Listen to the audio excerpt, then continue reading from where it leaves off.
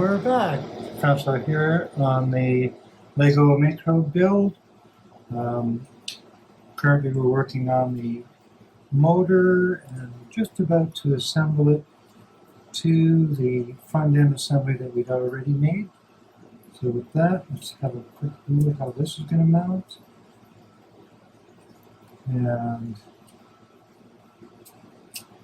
here we have it. The motor mounted on the front end. Now obviously there's appears to be quite a few pieces missing, so it's time to carry on and see where we go. Alrighty, so with that, as I suspected earlier, we're now going to be working on the loads that will actually drive the pistons up and down. So with that, we'll start with 12. Red stopper, thank you very much. And one black lobe. So this one wants us to be one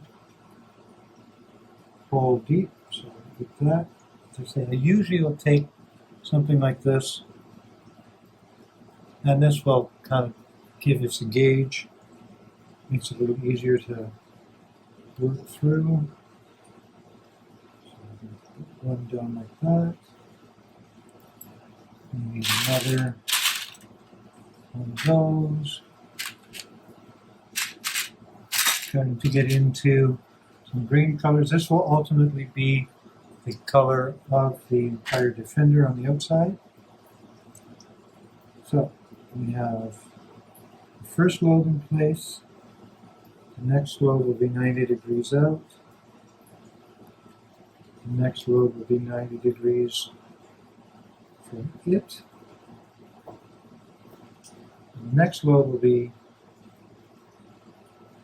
ooh, that's different. I thought it would have been 90 degrees out again. It is 90 degrees out, but in the same direction. So let's carry on. See what's going to happen next. We'll need one red stop. Reading post and cross. Need black. Post and cross. There we go. So the next piece should be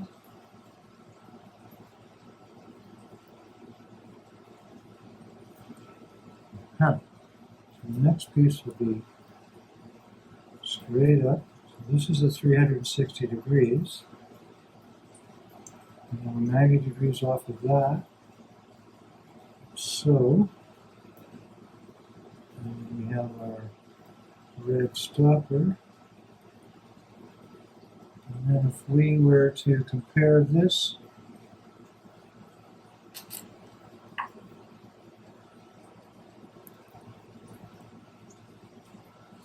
to the diagram, we have one going this way, two down, and that way, and up, and down. So we now, this essentially is our crankshaft.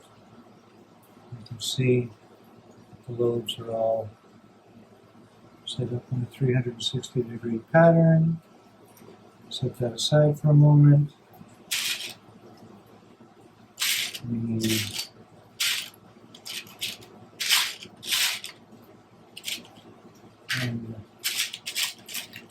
two of these bad boys, two number threes, one double post, and two post and crosses. These ones, there's one. Here's another.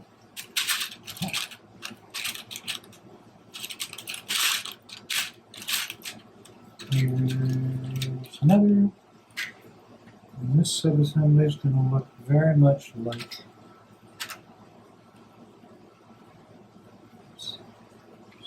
starter 2-3s. And again, because they need to only go in one deep, using this as a template works brilliantly at making sure you have everything aligned. You can go up one, and you do it again on this side.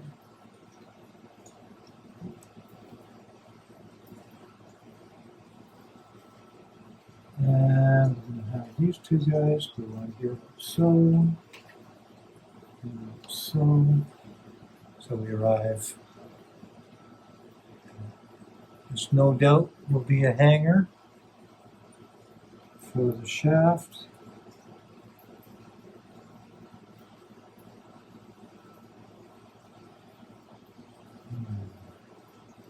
This is going to go this way.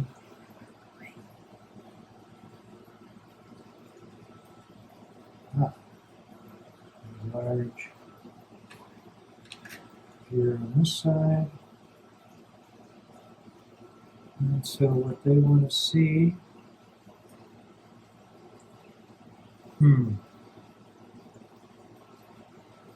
is that. Alright, so this is a crankshaft installed in the holder, and it is going to go into here. And so somewhere, so that's going to,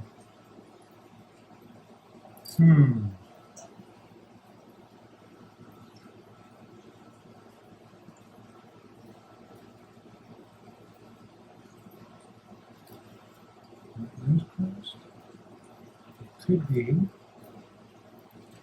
no. So with this, we have to have these two posts connect, and we also want to connect inside of here.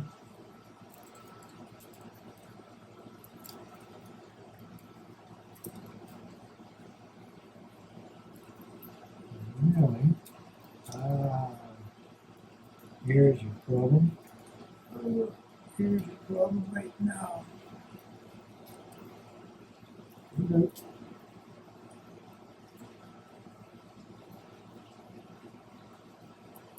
So you pretty much have to make sure when you're putting it in that the lobes aren't pushing up against the pistons. You won't be able to get it in. So at this point, we should be able to turn this shaft. Each piston. Aha! Should have worked, except one thing. We completely missed the shaft.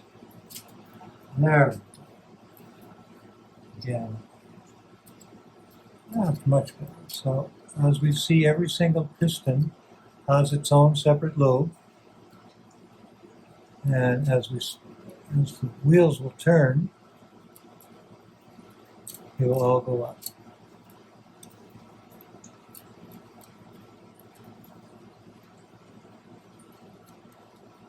And thus, we have created a motor. It's kind of like I said before. It was what they had at the time. And it does work, so I'll give them props for that.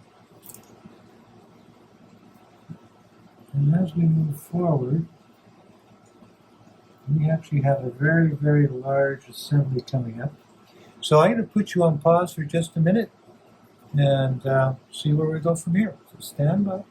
All right, having reviewed the next few steps, I'm thinking this is a pretty good place to stop. This subassembly that's coming up appears to be quite elaborate, and I believe it's the whole front end. So for that, I'll let you guys go for now, and we'll talk to you again soon. Thanks for watching. Again, it's Francois, the Lego and Make Route channel.